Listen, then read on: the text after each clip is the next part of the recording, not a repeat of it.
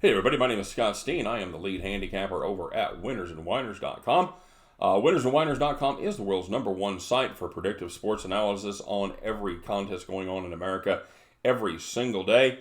Basically, if you can bet on it, you can bet they're writing about it over there at winnersandwhiners.com. So stop by and check us out. Of course, check out our sister site as well, statsalt.com. Deep dives, like I said, into every game. If you're looking for a comprehensive look at tonight's game, no better place to go than Winners and Whiners. Check out Chris Altruda's piece on this contest. It is the most in-depth piece you will find anywhere on the internet for free or for pay about this game. And we do it for every Monday game and every Thursday game. Make sure you check it out, winnersandwhiners.com. All right, so we have been tasked with taking a look at this barn burner of a game here between the Pittsburgh Steelers and the Cincinnati Bengals. Pittsburgh is the home team 3-point favorite on this one. Quick question, everybody. What happens when two of the worst offenses in football meet two of the worst defenses in football? Do you care? Does anybody care? Are people going to watch it? Or is this going to be must-flee TV? Maybe it's a good night to check out the new lineup on Dancing with the Stars. Hell, I don't know.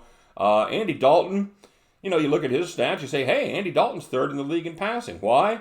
Well, mainly because he has to be.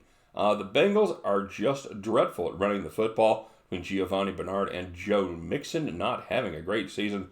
They average just 2.4 yards per carry.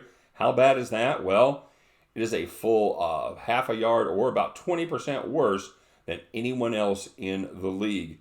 It's a shame that the Cincinnati offense can't line up and run the ball against the Cincinnati defense, because they are the worst in the NFL at defending the run, as they give up 168.7 yards per game. I'm sorry, they're not the worst. They are 31st in the NFL. My bad. The Steelers, well, they are also awful against the run, as they give up, they are 26th in the NFL against the run. The Steelers' rush offense, hey, good news, they can't run the ball either. They are 29th in yards per game, and Connor is averaging just 2.9 yards per carry. Man, two pretty good backs in Mixon and Connor that are really, really struggling so far this season.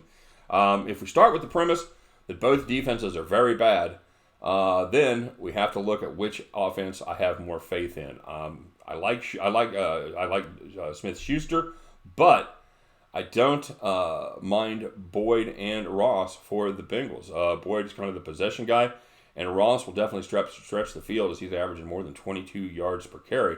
A fine little target there for Andy Dalton.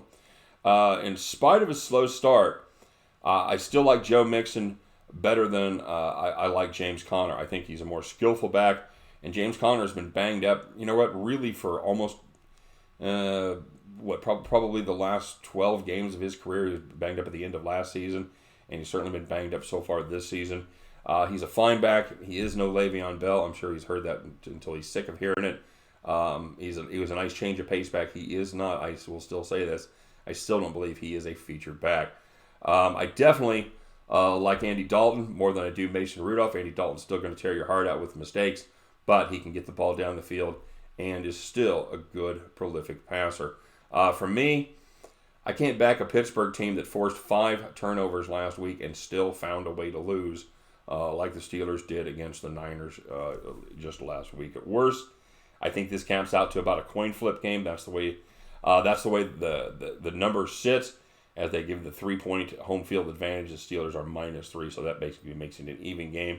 For me, that's a coin flip. If we take the Steelers, we're getting. If we take the Bengals, rather, we're getting 7-5 on our money. Anytime you can give me a coin flip and pay me plus 140, I'm going to sign up and flip that coin until the guy with the money leaves. Give me the Cincinnati Bengals straight up on the money line, plus 140. All right. And here's the deal: you get down on that one, even though it's a terrible, terrible game. We'll probably be bored to tears and flipping back and forth between Dancing with the Stars.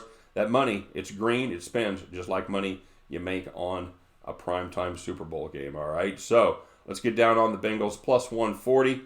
Get a couple breaks to go our way. At the end of that game, you guys can join me. We'll pick up our winning tickets, and we will head back to the window. All right, guys, thanks very much for watching today. Please don't forget to like and subscribe to our YouTube channel. Give us the thumbs up if you dig what we're doing here. Give us the subscribe if you haven't done so already. As always, we appreciate it. And as always, good luck on all of your plays today. And we will see you next time. Take care.